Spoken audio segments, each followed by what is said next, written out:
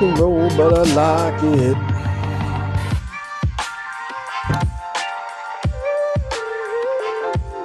"26. 26.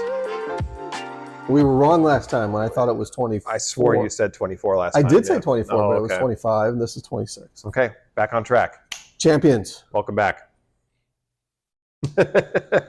So a lot to talk about, obviously. Season's well underway. It is. Big local tournaments. Yeah. Do we want to give a shout out since we have it pulled up? Yeah, let's Desert go through. Flyers Open. The DFO 6. Yeah, this is a yearly tournament run by Tommy.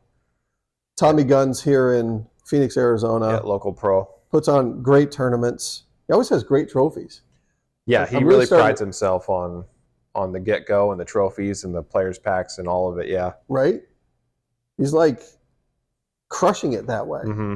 I mean, this trophy on the Big Arm in December was as good as anything or better than anything on the tour. Mm. And I saw these trophies and they looked fantastic as well. Oh, I saw them. Yeah, there was like a piece of acrylic, but it had a bunch of colors in it. So Yeah. it was like a stand. It was like a real deal trophy. Yeah, Yeah. it was very cool. If we have a picture, I'll put it up. Yeah. But we wanted to call out some of the local names and some out-of-state names that won their divisions. Yeah. Go ahead and shout out some of the Because you know most of these people, so Oh, yeah. I'll let you start with the MPO. MPO. Taking it down, Should we start at first place, or do you want to go third to first, kind of like they do when they I'd go announce? first to third. Let's go first to third. So the winner was Owen Bear, notoriously known as the best unsponsored player in Arizona. I've known Owen for a long time. Really talented player and really great dude. Really great to talk to. Another great dude took second place, Jeremy Hare, Tucson local guy. Odd by Design is his company. If you need any kind of like T-sign design or maps, he's very, very good at drawing stuff up for you. And then Michael Templeton placed third. He's played in just about all of my events. He's local to Glendale, so he's right down the street from us. We see him all the time. FPO, local lady, Ashley Phelps. I've seen her at every single event I've ever gone to, so local FPO hero. Yomira, the lady from Flagstaff. I see her at every single Flagstaff tournament. And she won by 15, Ashley. Yeah, that's a huge gap. Ashley really crushed it. That's a crush. And I just noticed that it was T2 for FPO. Anna, I know Anna. We ran into her at Fountain Hills. Scottsdale, Yeah. Anna McGuire. She was following Curtis Cupcake. Way to go, Anna. T2. That's awesome. MP40. Oh, yep, there he is. The man, Pete Ulibarri. Won by 6. Yep. Really, really good player. And just showing that it's all about, he fan grips all his drives. And he's gained so much control by doing it. It's like he doesn't make mistakes. It's amazing. Wilderness Ranch. I mean, he's playing at a bowling alley every day. Seriously. He comes down here, everything's just like, oh my God. Easy peasy. Right, yeah. Sipping his coffee as he's throwing. Not spilling a drop Right. either. Joshua Johnson, the Flagstaff dude, another Flagstaff rep. Right on. Yep.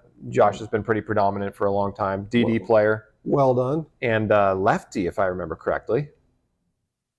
Andrew Bohm, the Tucson boy, he just got back on the scene actually. So he was a big time player a few years back, but I guess he caught cancer and Ooh, got rid of it and came back. So good to see him back in the community. Andrew. Nice. MP50 moving on. We've got Scott Merritt, the Las Vegas native, and he plays a lot of those Southwestern events. I see him quite a lot down here. Sergio Celis. Now this guy, I don't think I know. I'm not sure if he's played in any of my events or not. I don't quite recognize that name. But way to go, Sergio, second place. And then the TD, Tommy Guns, took down third place Wow. with a 6 down. That's really good. 3 off from taking it down after putting it on. That's a hard feat. Exactly. So what you got to factor in is this guy not only spent the whole night preparing for this event, the night before, just being stressed and getting ready for it, but he also put together 18 baskets and drug them out there. Yeah. And then played the event and then took all the baskets apart and put them away. So I didn't know he was in Glendale. I thought he was down in Scottsdale or Mesa. he just moved. Oh, awesome. But I know he's never really been too far away from here. Okay, moving into the amateur divisions, MA1, Sean Dietrich AJ Noriega. I think AJ plays for GCU, I want to say. And Marcus. Marcus Senegal. I know all three of those names. FA1. Lorraine Russ. Way to go representing Tucson in the FA1 field. All three in the top three were That was Tucson. close. Yeah. They were all really close. Look at that. Yeah, 3 strokes apart from first to second. Lorraine Russ, Lizzie Santaseri, hopefully I said that right. Michelle Thurlow, MA40. Tim Lloyd, Tucson native. Will Mercer, local guy, very close to here. And then Jared Lugwood up in Prescott. Oh, well. And MA40. Way to go, guys.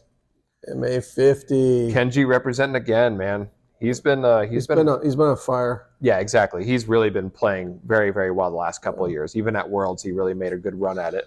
Another one of those guys up in Flagstaff plays in the bowling alley, right? They come down here. It's just wide open. Yeah. But everything's understable when you come down here. So it's just relearning your discs because the elevation change is huge. Yep. Rob Knutson, I recognize that name. He's played in all the Yeah, local he's a really events. good player. Tied T2, actually, for Rob Knutson and Wally Mead. Way to go, guys. Representing the old dude division. MA2. Seth Poling, the local guy. He shows up to all the leagues. Really, really great supporter of disc golf, that kid. And to win it by a stroke over Ryan Anderson, who took second place from Gresham, Oregon. That's crazy. Yeah, that might be the farthest traveled for this one. And then we got Nate Christensen. Shout out, Nate. I know you're going to watch this episode because you've watched every one so far. Hey, Nate. Thanks, man. Appreciate the listens, man. MA3, another heavy supporter of the disc golf community, Sean Terillian. Comes to all the local leads. He's come to every single cleanup I've hosted. Really great to have those type of people in the community. And to take down and win an MA3. Way to go, Sean. By a pretty good margin. 5 strokes he won it by. For sure. To a boy from Caston Grand named Daniel. Oh, man. Yeah, good luck with that one. Daniel G. Way to go, man. Daniel G. Grayson Allen. He took tied second with Aaron Tissue. Aaron Tissue's another local guy. Really, really heavy supporter of the store. That's awesome. Yeah.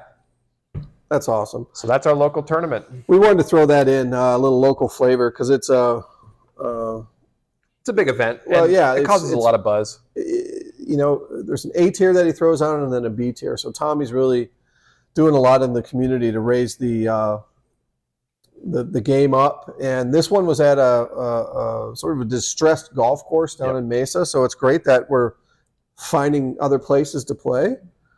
And I'm really interested about this place. And judging by the scores, it wasn't easy. I know there was a lot of wind. Wind and water. Yeah. It's really easy to hit the water out there. Yeah. And let me just look at something, because I know Ulibarri played really well at the tournament earlier. I'm going to click round 1 here. No, I was going to stay in round 2. Sorry, guys. I just wanted to. Yeah, 13. He was 17 down. Mm-hmm.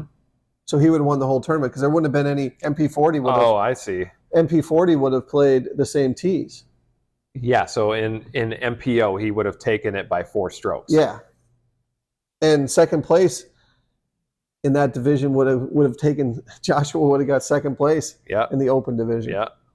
So there's something to be said about age, guys. This sport. Let's go old guys, man. Yeah, this sport, you can still be very competitive at an older age, which I love. I mean, even MP50 is tied second in MPO. That's crazy, right? That's spectacular. I think there was only a couple of different. Well, no, I can't say for MPO, but I know amateur there was some different T-pads, but not many. Typically, the pros will all play from the same. Right. Just depends on the MPO, FPO, if they separated or not. So that's really crazy, right? That's wild. Yeah. But you love to see it though too. But he did that at the Memorial. He would have been in like a top 10 in the open division at the Memorial. Oh yeah, he would have had a much bigger payout going right? MPO. He and Kale LaVisca. Yeah, that's right. Because those two were the heavy front runners over third place. Yeah, that's really cool. That's really cool. So it's one of those games that, like golf with age and wine, can get a little better. Come experience, yeah. Awesome. What else is on your docket? Have you seen? So I already asked you this, but have you seen the YouTube footage on the Disc Golf Pro Tour, the upcoming event here? Oh yeah, no, I haven't. But you mentioned that was pretty epic. Well, it's another step up in the right direction from last year. That they're already got their drone footage up for us to preview the course. Okay. They give you a little tee sign, and then they fly the hole from tee pad to basket on every single And that's hole. all it is? No commentary? Just No, it's just got a little jingle in the background for you to kind of zone out and watch the course. That's pretty cool. It's a completely different course from 2 years ago. I didn't get to watch it last year. I was out of town for a tournament last year, so I missed last year. So I'm not sure if it's the same course or not. Okay. This course looks pretty unique. It looks very flat, which I was surprised by. I thought there would be a lot more elevation change. This one looks pretty tight for the woods. Pretty long holes. The hole average has to be in the upper 400s. There's quite a lot of 500 to 600 foot par fours and really strange weaving fairways to try to hit. Wow. And then the only mound in the fairway, they put the basket on or behind to give that little sense of elevation for a tougher putt, really. So the finishing on these upcoming holes are going to be really, really important to these players. That starts Friday, so... Yeah, not tomorrow, but the next day. So Okay. Yep. I'm sure it'll drop. Our episode here will drop. Right in front of that, yeah. Right in front of that. So that's good. That's really cool. Now you got some discs out front, too, that are... Oh, yeah. Just came in. Yeah, that are just pretty came in cool. today. So the Disc Mania is starting to get a little active. They're definitely producing some good stuff and more of it. So not just quality, but quantity too. Yeah. Glow FDs to commemorate Gannon Buhr's win. We got the Spore that dropped today. Pretty highly anticipated disc. It's a 1-speed, so it's part of the 1-speed craze right now. Everybody seems to want to hit that market. It's a little bit flimsier, I've noticed, than... They call it Neo Soft, like so it is much gummier, like but it's a glitch. super tacky. So there's a glitch next to it. So the Sport looks a little deeper. It's got they both have pretty pronounced beads on Pretty them. similar. But you can see how... Yeah, you could taco it with ease. Whereas that is a little bit firmer. It stayed there, too. Discount. Hey, dump. But, yeah, that Spore is... It feels like a catch disc more than that feels like a catch disc. Kind of more like a Frisbee, right? Yeah, like I'd throw that with my dog kind of thing, where this one, no. It feels like a disc, huh? It does. Your hand hurts after throwing this. Well, it's more compact, too. Right? The Sport just looks bigger in general. Yeah. Last but not least is the S-Line CD1. The C-Line CD1's been out for a while, but now they just come out with the S-Line. So I know all the Disc Maniacs will be looking forward to that. Yeah. Definitely a wider diameter. Look at that. Pretty noticeable, the width. I don't know. Not by much. I'd say they're identical. It looks like it's a little thicker. I think it's got a 1 millimeter diameter. Yeah, it's a little bit. You'd be surprised what 1 millimeter will do to a disc. I don't know, man. That's close. That's really close. But yeah, cool disc.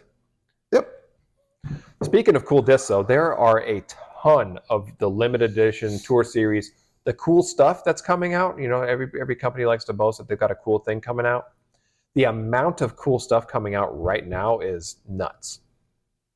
MVP has their OTB release, and it's just the first wave, and there's got to be 15 cool plastic combination mold stuff on it. Glow on Glow, the Neutron Soft, Proton Soft, which is new. They're doing different color glows now. A ton of stuff available. But then you jump over to Discraft. All their Tour Series stuff this year is Jawbreaker FLX plastic. Beautiful. The coolest injection molding that I've seen ever. I think they've really found something special with that. And all of their Tour Series discs. So that's 20 more discs, it feels like. How, as a store, are you supposed to budget to order that amount of cool stuff? Right. And as a player, when you sit back and look at it, there's too much. Do you really buy one of each and see which ones stick?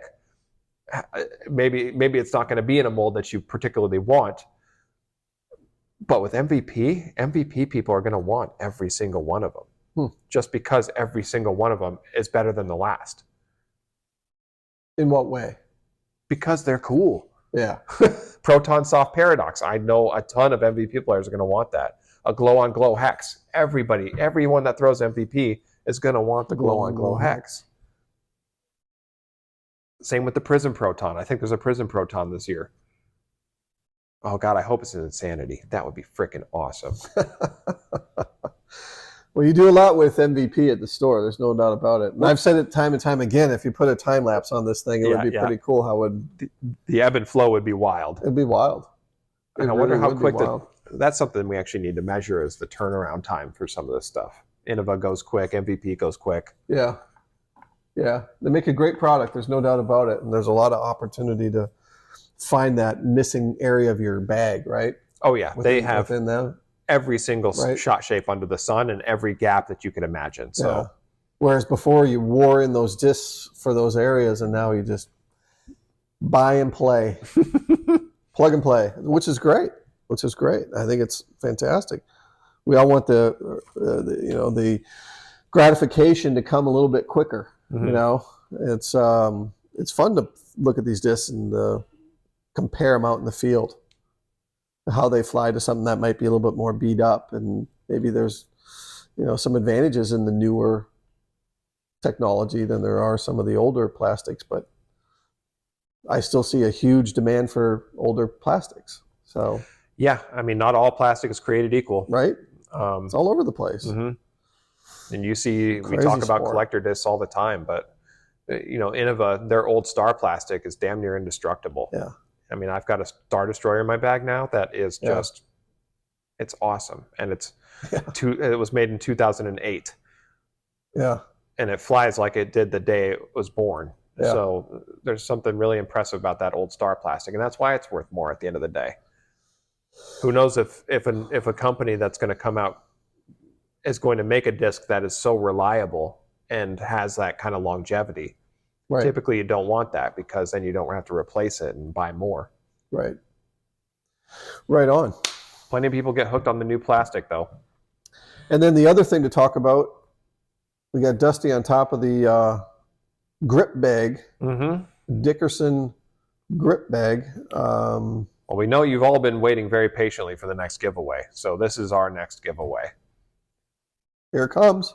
Every disc that you purchase through either the website or in-store is going to get you one raffle ticket. One new disc, one raffle ticket. So, and this raffle ticket will show up with the disc? Yeah. If I have to ship it to you, you're going to get the coupon, the Keep This Coupon segment. I plan on writing your name and email on there just so we can reach out to you. If you don't see the episode, it's just fine. We still got to get in contact with Mark Trask on the last giveaway. And then the other ticket goes inside the bag and we'll draw it out. But that's not the only prize. There are two prizes. So there's two winners to this drawing. Double your chances. It's either this grip bag or the disc station. And I think the first winner should pick which one they want. With the 6 level disc station. It's the big disc station, yes. Yeah. They're going online for something like $140, $150. Yeah. Sometimes that's shipped, which is an absolutely killer deal. I don't know how they do that. Yeah. Those are some great, and subscribe to. You got to subscribe. You got to subscribe to the YouTube channel or Instagram. Mm-hmm. So make sure you do that, and your name will go in here. And then we're going to do the same thing with the disc station. They'll all be pulled from inside of the old Dickerson bag. And who knows? Maybe there'll be some other things that come out of that. I know if you spend $100 right now at the store, you've got a free Ricky Wysocki slammer, glow slammer. Yep. Really cool. Or glow raider. Or a glow raider. And they're all signed. So a signed Ricky slammer. Yep. So $100 at the store, that is yours. And I think there's a video out there of Ricky actually promoting it, and we'll put it up here now. Yeah. All right, I just stopped at my shop, Dynamic Disc Phoenix, before I head out on tour. I signed 10 or 12 of these Moonshine Slammers. So if you spend over $100, you can get one for yourself. Yeah, so that's cool. That's cool. Wanted to get that out there. Yep. There's a few other things I want to talk about, but You wanted to talk about, well, I don't know if we want to talk about Nico. You're going to go there. I knew you were going to go there. Bring it out. It's at the forefront, man. It's really exciting. Yeah. Well, I'd love to get him on the show. Let's see if we can make a call and see if we can figure out the technology and have just a conversation with him, because we'll pull what strings we can here. Yeah. The controversy about his new disc that he's launching. There are no two ways about it, man. He is being brunt-nosed and really spearheading this is a real issue. He there's a transgender Professional professional, Natalie. What's Natalie's last name? Ryan. Natalie Ryan. I'm sorry. Professional female Disc disc golfer. Right. And the PDGA isn't going to fight to keep that separation, They were fighting, but it's exhausted. that their biological funds. separation. It's really over there. expensive to fight legal battles at every single tournament location. Yeah. So he's helped. His sales of his discs are helping to fund those that might get displaced by her winnings within the FPO division. Is that right? So that marketing is wild to say Yeah. the funds from these discs are going to pay the players that missed the cut line due to the trans athlete. Yeah. That was blunt as you can be saying that. Yeah. That's what the proceeds are going towards. Yeah. So I would love if we could get him on there, and if we do, we'll announce it immediately on the social platform. Oh and- yeah, hype it up. Yeah. And then we'll also do the same. We want to talk to Scott Stokely about his new products he's got out there and what tour life is like. And he's already gotten back to us, wants to have a conversation. We just got to get the technology aspect figured out. So Yeah, we're it's our excited. first time. We're new. We're excited about that.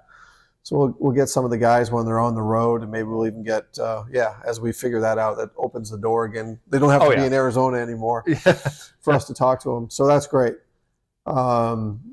But yeah, it's really controversial. I don't know really what to say about it, other than there's going to be emotions really high on both sides of that, right? It does feel like a combative stance, but it's also something a lot of these women were really fighting to keep their division separate. Yeah. Yeah. And then, as I said before, I just didn't like when Natalie said, "I'll burn it down if I don't get my way." And that really didn't settle well with me.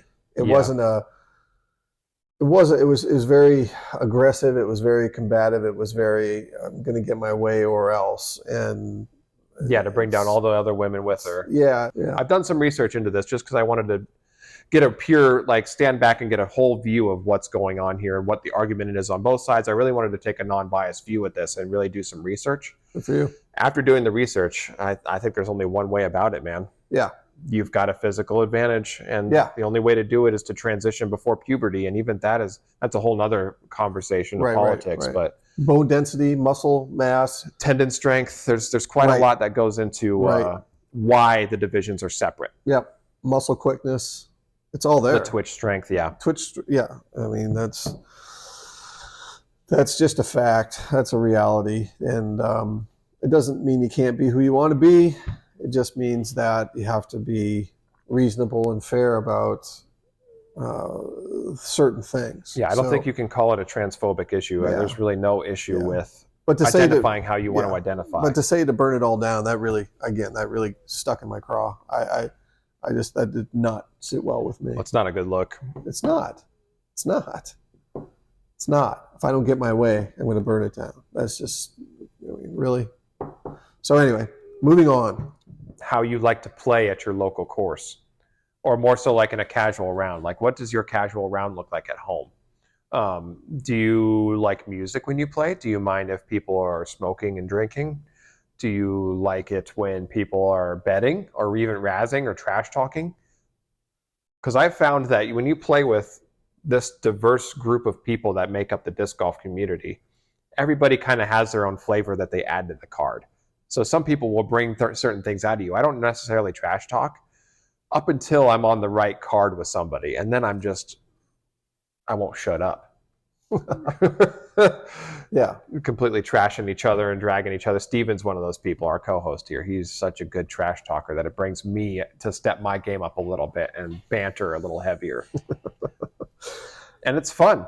I think, for me personally, as long as pace of play doesn't suffer. I see. Okay. Then I don't care what anyone does. So your Drink A1 beers, priority. Smoke your whatever. Move.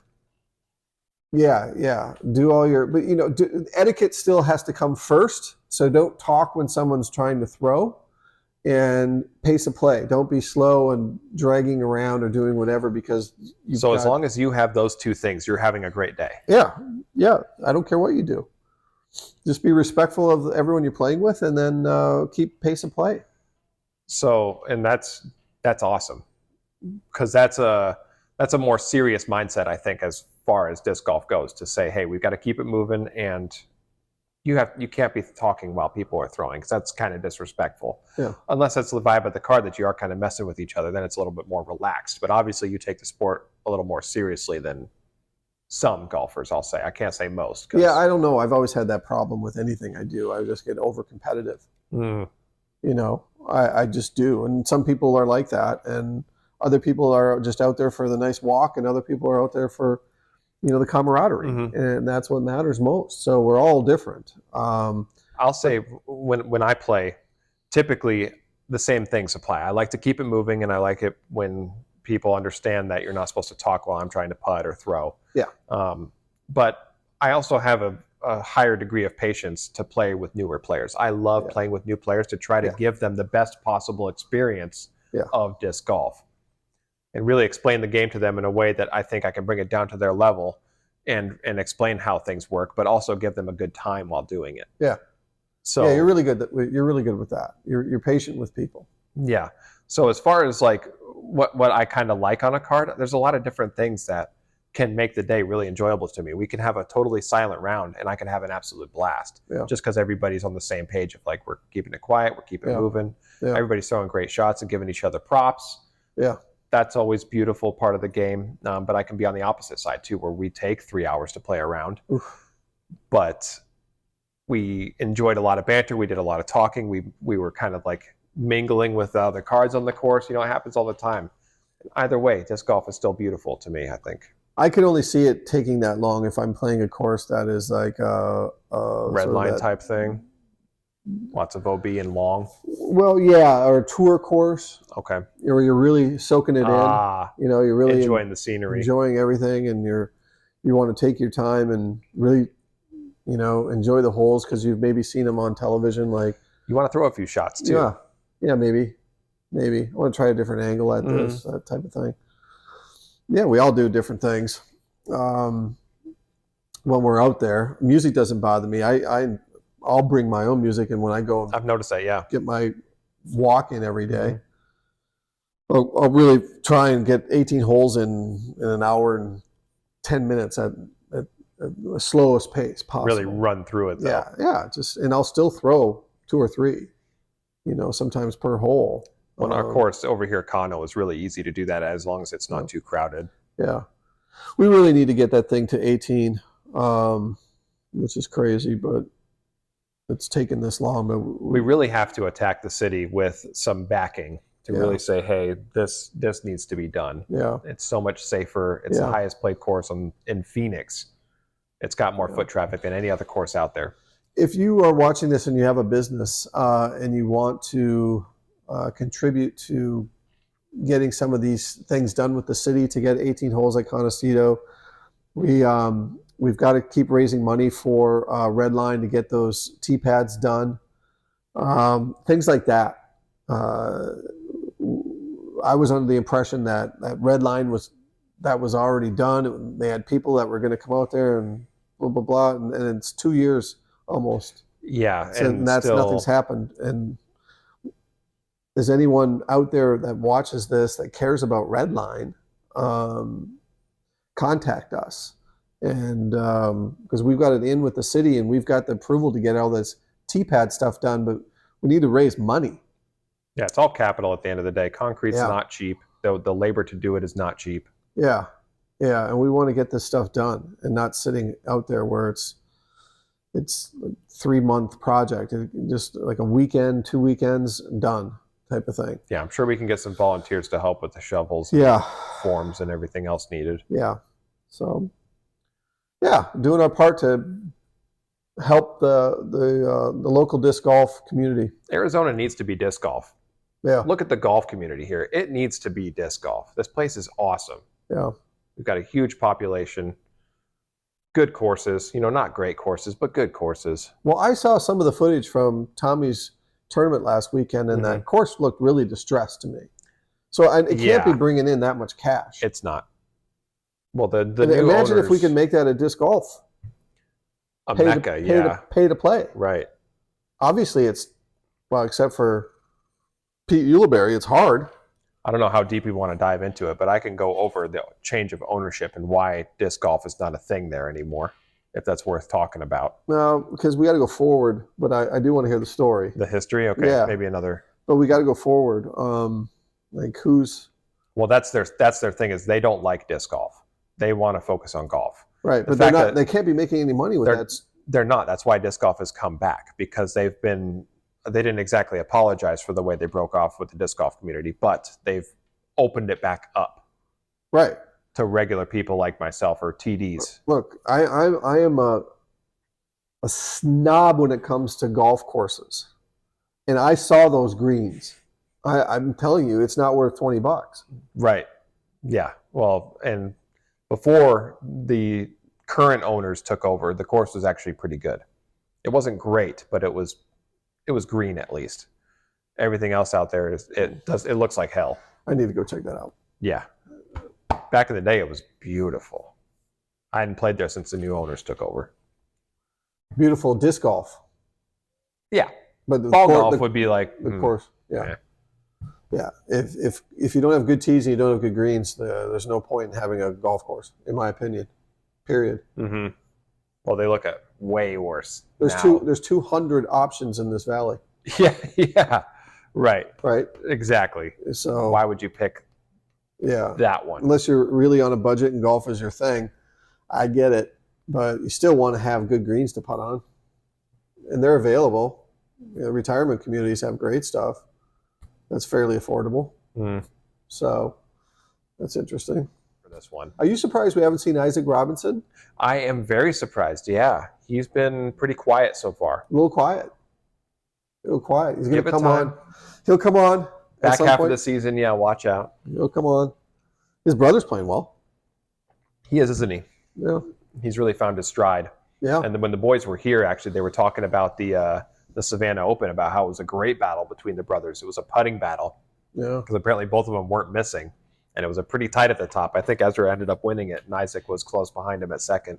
It's fantastic. Yep. Hosted by Valerie, owner of Wicked Aces Disc Golf. I got to meet her out in Savannah when I was there. Super cool gal. Hey, Valerie. All right. Get yourself signed up so that this can maybe be yours. These are Find a beautiful new bags, man. It's like a $300 bag. Really well So- built.